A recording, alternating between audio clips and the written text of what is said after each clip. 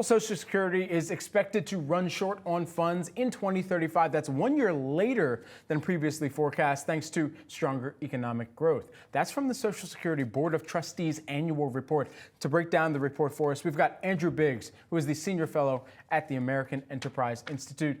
Andrew, thanks so much for joining us here today. First and foremost, all right, we pushed back by about 1 year. What's the significance of that, and could we potentially see that line move a little bit more?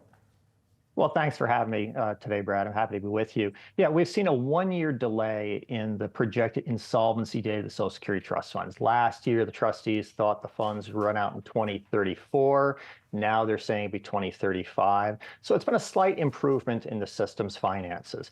But still, in 2035, if nothing else is done, benefits would have to be cut across the board by 17%. So this is still a pressing problem with the federal government's largest spending program. What are the factors that contributed most to moving that and to contributing to that 1 year delta that we've seen now between 2034 and 2035, the new date here? Well, people are familiar with the forces driving Social Security. The trustees project going forward, the aging of the population, of how many retirees we'll have, how the economy will grow. What really happened here was the starting point improved. The economy grew a bit faster over the past year or so than the trustees had previously projected. So you're starting out that projection in a better situation than you were before. So the underlying factors of demographics and population aging haven't changed, but we're in a little better situation today because the economy and employment and wages have been good over the past year or so.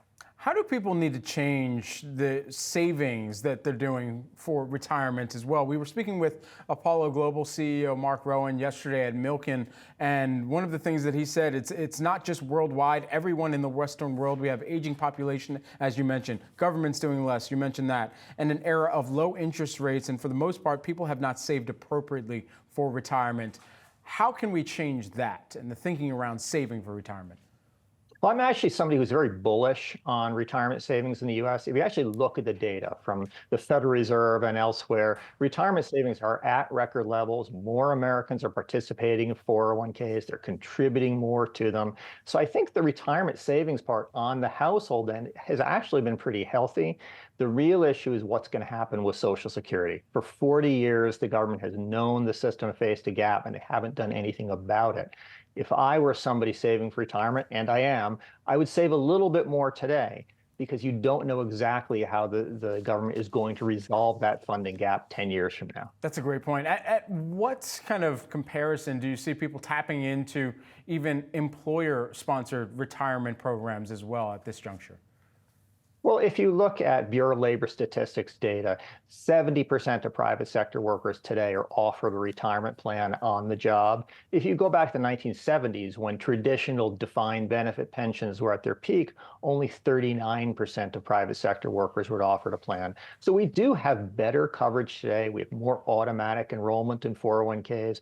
People are paying more out of their paychecks. So retiree incomes today are at record levels. Poverty and old age has come down significantly. So really, I think that the private side of the retirement savings story is a really an unrecognized success story, but we still have to get on top of Social Security. And that's a political challenge, not so much as a financial or retirement planning one. How might the general election this year impact that as well, given the political challenge you mentioned?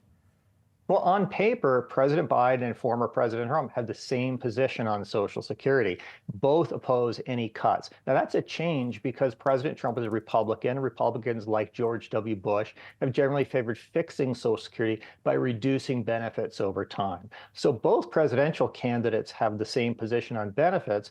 The problem is neither of them have proposed the tax increases necessary to keep those promises. So we're in a very united situation today with our two presidential contenders, but both of them are falling short on the specifics needed to actually keep Social Security solvent. Andrew Biggs, American Enterprise Institute Senior Fellow. Thanks so much for taking the time, Andrew. Hey, my pleasure.